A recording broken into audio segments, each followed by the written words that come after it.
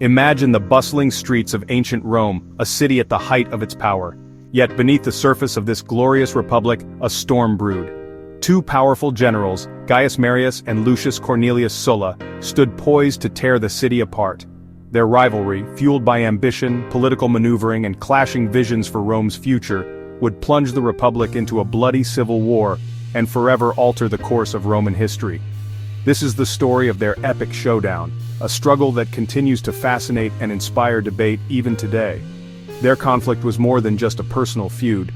It was a clash of ideologies, a struggle between the old and the new, between tradition and reform. On one side stood Marius, a man of humble origins who rose through the ranks of the army to become the champion of the people. On the other side stood Sulla, a cunning strategist and an aristocrat who fiercely defended the privileges of the old Roman elite. Their rivalry reflected the deep divisions that were beginning to plague Roman society, divisions that would ultimately lead to the Republic's downfall. To understand the epic clash between Marius and Sulla, we must first delve into their backgrounds, for their past experiences shaped their ambitions and their visions for Rome. Gaius Marius, born into a relatively humble family outside of Rome, climbed the social ladder through military success. He possessed a sharp mind for strategy and a reputation for unwavering determination. Marius's victories in various campaigns, particularly his decisive triumph over the Numidian king Jugurthine, earned him immense popularity among the common people and cemented his image as a military hero. Sulla, in stark contrast, hailed from an ancient and distinguished patrician family. Although facing financial difficulties in his youth, he inherited a legacy of political connections and social standing. His early career combined military and political achievements, showcasing his skills as a cunning strategist and a shrewd political operator. Sulla's ambition, however, was tempered by a deep respect for Roman tradition and a belief in the authority of the Senate, the traditional governing body of the Republic. Marius, the outsider who had conquered Rome through sheer grit and military genius, became a symbol of hope for the ordinary Roman citizen. He recognized the plight of the landless poor, many of whom flocked to the cities seeking opportunities. To address this growing social problem and bolster the army's ranks, Marius implemented a radical reform. He opened up the legions to all Roman citizens, regardless of their property qualifications. This revolutionary move transformed the Roman army from a force of citizen soldiers into a professional fighting force loyal to their general, not just to Rome itself. Marius's reforms had far-reaching consequences. They granted land and citizenship to his veteran soldiers, ensuring their loyalty and creating a powerful voting bloc that supported his political ambitions. This move, however, also eroded the traditional link between land ownership and military service, a cornerstone of the old Roman social order. This change, while popular with the masses, further alienated the Roman elite, who viewed Marius's growing power with suspicion and fear. Lucius Cornelius Sulla, a staunch defender of Rome's aristocratic traditions, viewed Marius's populist reforms with disdain. He believed in the inherent right of the Roman aristocracy to rule, and saw Marius's actions as a dangerous departure from the established order. Sulla, a skilled general in his own right, had also achieved significant military victories, further fueling the rivalry between the two men.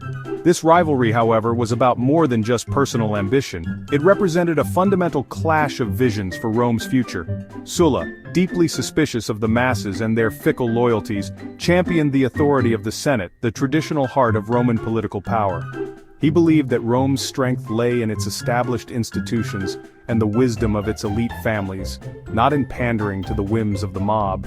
His vision for Rome was one of stability and order, guided by the principles of the past, a vision that stood in stark contrast to Marius's populist reforms. The simmering tension between Marius and Sulla finally boiled over during the Jugurthine War, a conflict that pitted Rome against the cunning Numidian king Jugurthine. Both generals served in this war, but their successes were, intertwined with bitter rivalry. Marius, initially serving under Sulla, felt slighted by what he perceived as Sulla taking credit for his accomplishments. This resentment festered, laying the groundwork for their future conflict. Returning to Rome a war hero, Marius leveraged his popularity to secure the consulship, the highest elected office in the Roman Republic, bypassing the traditional path of political advancement. This unprecedented move further enraged the Roman elite, who saw it as a direct assault on their authority. Sulla, meanwhile, continued to build his military and political reputation, further solidifying his position as a champion of the old order. The rivalry between Marius and Sulla reached a point of no return when Mithridates VI, the powerful king of Pontus, threatened Roman interests in Asia Minor. The Senate, influenced by Sulla's supporters, assigned him command of the Roman forces tasked with confronting this new threat. Marius, however, still wielding considerable influence in Roman politics, managed to have the decision reversed in his favor. This act of political maneuvering proved to be a fatal miscalculation. Outraged by this perceived affront to his authority and the Senate's power, Sulla took the unprecedented step of marching his loyal legions on Rome itself. This act, unheard of in Roman history, shattered centuries of tradition and ushered in a new era of civil war. Sulla's legions, hardened by years of campaigning, easily overcame the resistance they encountered, allowing Sulla to install a puppet government and declare himself dictator. With Marius driven into exile, Sulla sought to reshape Rome in his image. He unleashed a reign of terror, purging his political enemies and rewarding his supporters with confiscated lands and wealth. His proscriptions, lists of individuals declared enemies of the state, struck fear into the hearts of his opponents, forcing many to flee for their lives. Sulla's dictatorship, although brutal, was not without its purpose. He aimed to restore the authority of the Senate and curb the power of the popular assemblies, which he viewed as susceptible to manipulation and mob rule. Sulla's reforms were sweeping and aimed at preventing another populist leader like Marius from rising to prominence. He strengthened the power of the Senate, increased the number of senators, and curtailed the power of the tribunes, the representatives of the common people. He also reformed the legal system and restructured the Roman provinces. Sulla's reforms, although intended to restore order, ultimately proved to be a temporary solution to the deep-seated problems plaguing the Roman Republic.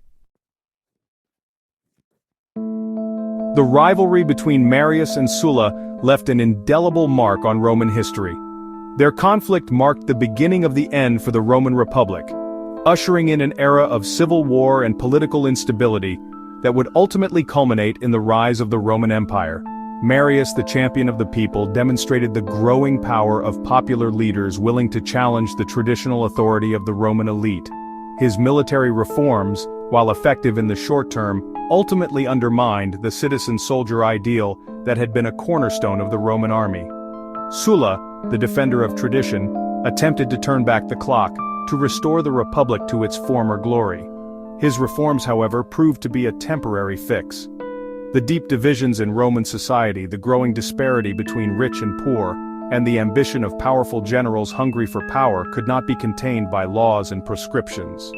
The precedent of marching on Rome, of using military might to achieve political ends, would cast a long shadow over Roman politics. The rivalry between Marius and Sulla raises a question that continues to fascinate historians and readers alike. Who had a more lasting impact on the course of Roman history? Was it Marius, the populist reformer who empowered the masses and transformed the Roman army? Or was it Sulla, the staunch traditionalist who attempted to preserve the old order and whose reforms, though ultimately fleeting, laid the groundwork for the rise of Augustus and the Roman Empire? Their conflict, a microcosm of the larger forces at play in the late Roman Republic, serves as a cautionary tale about the dangers of unchecked ambition, the fragility of political institutions, and the enduring power of ideas. The legacy of Marius and Sulla continues to resonate today, reminding us that the choices we make, the leaders we follow, and the ideas we embrace can have profound and lasting consequences for generations to come.